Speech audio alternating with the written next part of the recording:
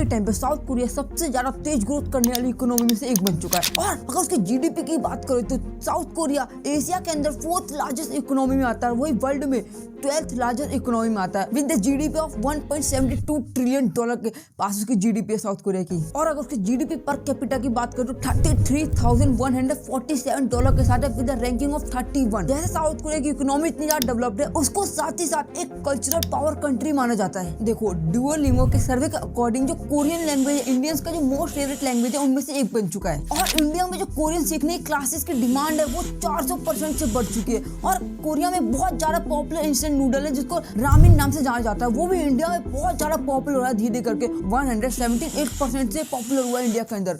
आज के टाइम पे जो के ड्रामा है इंडिया में तो फैल ही रहा है, साथ पूरी दुनिया में उसका क्रेज फैले जा रहा है। स्क्विड गेम सबसे ज्यादा देखे जाने वाले शो में से एक है नेटफ्लिक्स का। इसको एक महीने में 142 मिलियन लोगों से ज्यादा देखा। इसके अलावा साउथ कोरियन ब्रांड से BTS और ब्लैकपिंक दुनिया भर में फेमस हो जा रहे हैं, बहुत तेजी से फेमस हो रहे हैं। और साउथ कोरिया में एक पैरासाइट मूवी रिलीज हुई थी जो पहली ऑस्कर मूवी बनी जो कि नॉन इंग्लिश फिल्म थी। और पिछले कुछ सालों में इंडिया में 50 से ज्यादा कोरियन ड्रामा लॉन्च हुए और वही 300 से ज्यादा म्यूजिक एल्बम लॉन्च हुए इंडिया के अंदर। और वही देखा जाए कुछ साल पहले देखा जाए तो ये नंबर वो शून्य पे अटका हुआ था। और तुम देख रहे हो इतना सब कुछ कैसे हो रहा है, ये सब कुछ कैसे हो रहा है, ये आखिरकार ये कॉन्फिडेंस है या फिर सही में इसके पीछे कोरिया गवर्नमेंट का बहुत ज्यादा हाथ है कोरियन कल्चर को फैलाने में। चलो इन सब सवालों का जवाब जानते हैं आज की वीडियो में, तो शुरू करते हैं वीडियो को बिना किसी देरी के।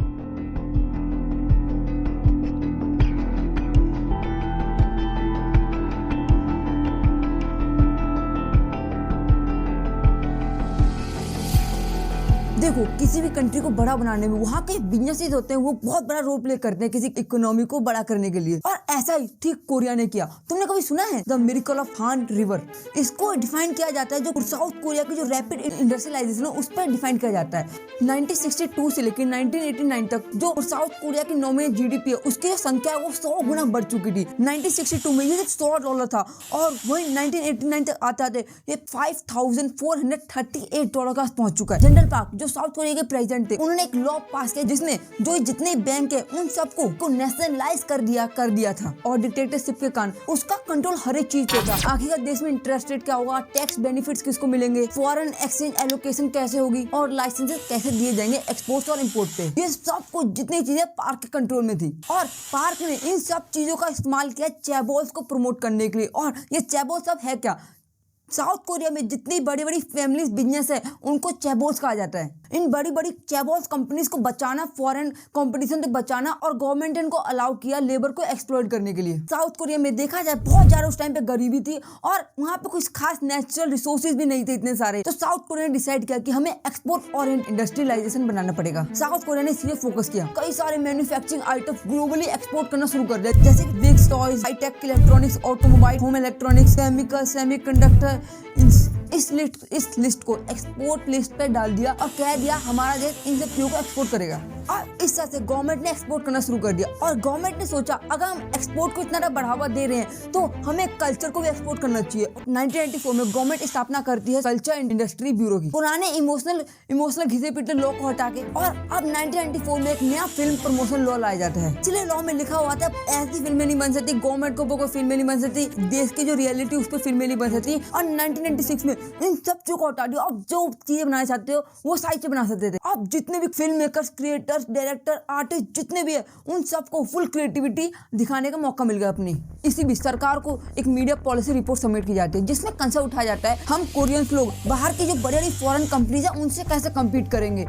और देखते देखते ही जो वहाँ की चेबॉल्स है, मतलब सैमसंग, हुंडई और डेबू जैसी बड़ी बड़ी कंपनी मीडिया सेक्टर में भी एक्सपेंड करने लग जाती है। हर एक चीज जो कंपनी है ना ये सारी चीजें खुद ही करने लग जाती है। देखा जाए इन कंपनियों भर के पैसा था और पैसे की कमी तो थी नहीं। तो पहली बार ऐसा हो रहा था जो कि ऑडियंस के टेस्ट पर मार्केट रिसर्च की गई और बड़े बड़ी यूनिवर्सिटीज में जो भी MBA ग्रेजुएट फिल्म में और कंपनीज में हायर किया गया ताकि वो और मूवीज बना सके। इन चैबॉल्स की मदद से ही बड़े बड़े बजट की मूवीज भी बन पाई, जैसे कि सीरी फिल्म जो कि बहुत ज्यादा पॉपुलर हुई उस टाइम के। और इस मूवी को सैमसंग के द्वारा प्रोड्यूस किया गया था और इसका बजट था 2.4 बिलियन वॉन के बजट पे बनाया गया था इसको। और जिस साल ये रिलीज हुई थी ना उस साल ब्लॉकबस्टर बनी थी मूवी और ये अपने समय में कोरिया की हाईएस्ट एवर ग्रॉस फिल्म बन चुकी थी।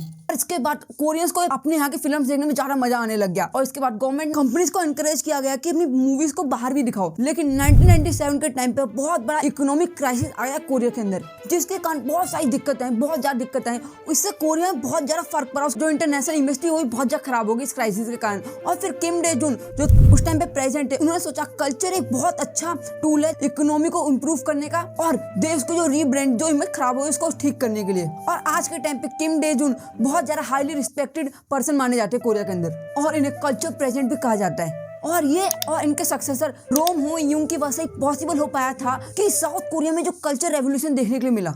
और मजेदार बात तो ये जो किम डे जुंग है वो पहले पर्सन है जिनको नोबेल प्राइज मिला। और सबसे सवाल आता है आखिरकार इन्होंने कौन से चेंजेस लाए, जो जानते हैं। पहला चेंज है मनी के एलोकेशन। सन 1999 में किम ने एक लॉ स्टैब्लिश किया था, basic law for the culture industry promotion projects की स्थापना करी। 148.5 मिलियन डॉलर से ज्यादा उसके बजट के लिए रखे गए। और दूसरा उन्होंने इंफ्रास्ट्रक्चर डेवलपमेंट की, उन्होंने मल्टी मिलियंस ऑफ डॉलर के कॉन्सर्ट ऑडिटोरियम्स बनाए और देश भर की यूनिवर्सिटीज में कल्चर इंडस्ट्री डिपार्टमेंट बनाए गए और नोरियो बैंक्स देश भर में उभर कर आने लगे।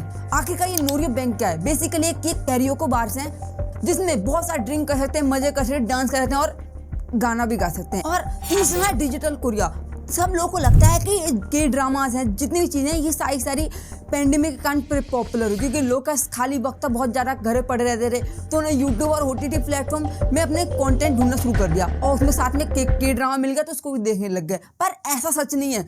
जो किम डे जुन है उन्होंने पहले से तैयारी कर ली थी इसकी। सन 1989 में पहली बार कोरिया में ब्रॉडबैंड सर्विस आई कोरियन लोगों के हाथ में और ये इतनी तेजी से ब्रॉडबैंड कनेक्शन को प्रमोट किया गया। 2004 तक 12 मिलियन हाउस होल्ड्स के घर में कनेक्शंस थे और कोरिया को एक टाइटल मिला वर्ल्ड मोस्ट वायर्ड कंट्री का। चौथा रिमूवल ऑफ सेंसरशिप। पहले जो कोरिया की मूवीज बनती थी ना वो बहुत सारे रिस्ट्रिक्शन होते थे, जैसे कि कंट्री के ऊपर नहीं बना सकते, गवर्नमेंट के ऊपर नहीं बना सकते, कंट्री में जो चल रहा है उसके ऊपर नहीं बना सकते। और किम डे जुन ने इन सब चीजों को हटा दिया। अब देश भर में जो भी चीज चल रही है उन सबके ऊपर मूवी बनाया जा सकता है और इसी कारण से पैरासाइट जैसी मूवी उभर के निकल गई। पैरासाइट पहली ऐसी मूवी बनी जिसने ऑस्कर जीतना और वो भी नॉन इंग्लिश फिल्म बनी जो कि ऑस्कर जीत पाई। और इसमें दिखाया क्या गया था साउथ कोरिया की एक्सट्रीम इनइक्वालिटी, जो कि गरीब और अमीर के बीच में डिफरेंशिएट है, ये दुनिया के सामने दिखाया गया।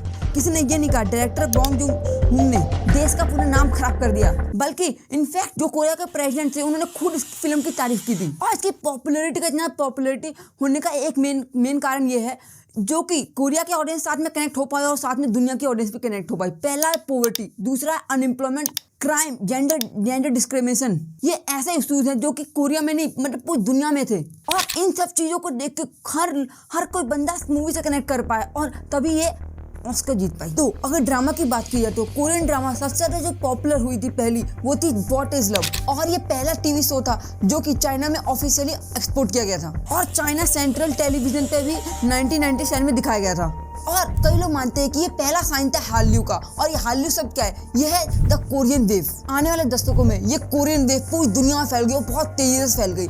और कोरियन ड्रामा की पीक जब आई, जब स्क्विड गेम नेटफ्लिक्स का सबसे ज्यादा देखे जाने वाले वेब सीरीज में से एक बन गया।